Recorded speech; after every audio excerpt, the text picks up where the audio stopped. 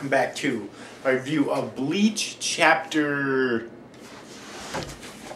what was it, 521 I think?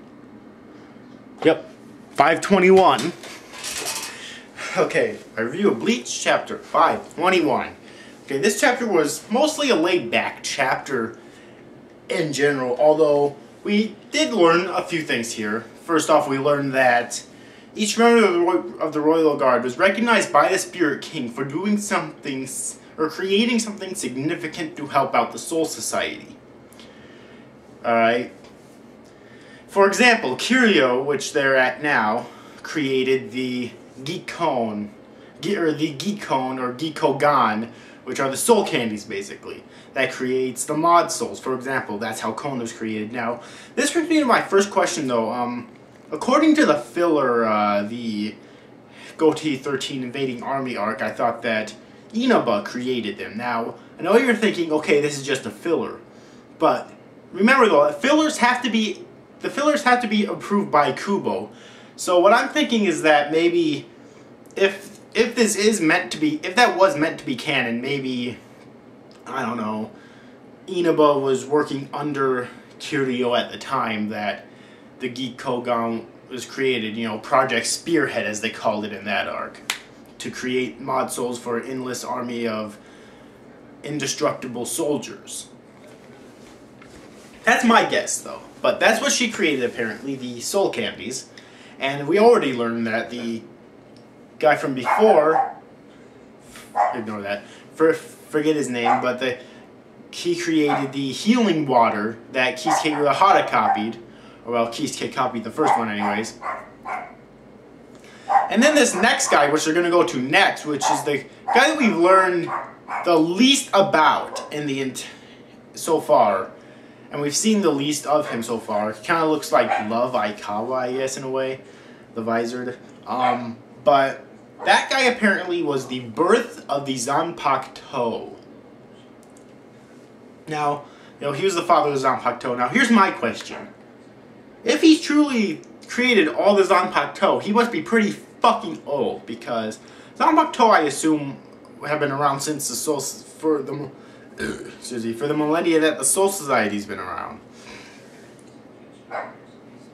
And I mean, I thought that the Soul Reaper the Zanpakuto came from the Soul Reaper's soul, which it does. So my guess is that maybe his Shikai has something to do with, you know, maybe it's kind of similar to Muramasa from the filler,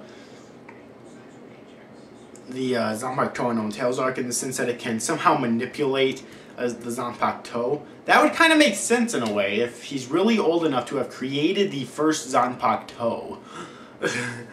But that would also beg the question, if he created the first Zanpakuto, wouldn't his Zanpakuto be the first? Because I thought that Ryujin Jaka was the first. So yeah, this opens up a whole new set of questions for me. If he truly created the Zanpakuto. So those were the most significant parts of the chapter. Now, one cool thing about this chapter is that it starts out with Ichigo and Renji and Kon in Kiryu's palace, and Ichigo and Renji are eating. Right? Kiryu makes them a lot of food, and they start eating it, basically, because they're going in a set in order to... This is a specific training method they're going through, right? First they were healed from their previous battles, okay? And now they're eating because they need nourishment in order to battle again. And next, apparently, will be training, actual full-on training. And there's still two other members of the Royal Guard, which I'm guessing that they're going to end up going to each palace, but if training's already coming next, then what will the other two be? Even harder training? I don't know. There's a lot of questions here so far. Alright. And one thing that was kind of cool is that, you know, Kiryu left the room to make dessert when she left Ichigo and Renji to eating.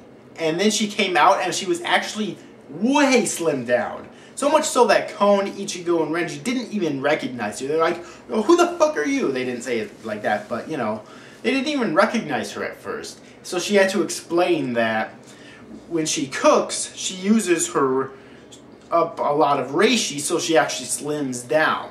And over time, I guess she gets fat. I don't know. Doesn't make a lot of sense in terms of that, but whatever though. It's just kind of neat.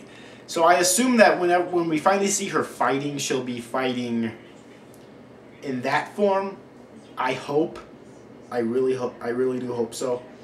Yeah, so that was basically it for this chapter. I can't wait till next chapter so we can finally see this other guy. I'm gonna look up the name real quick. Shouldn't take me too long.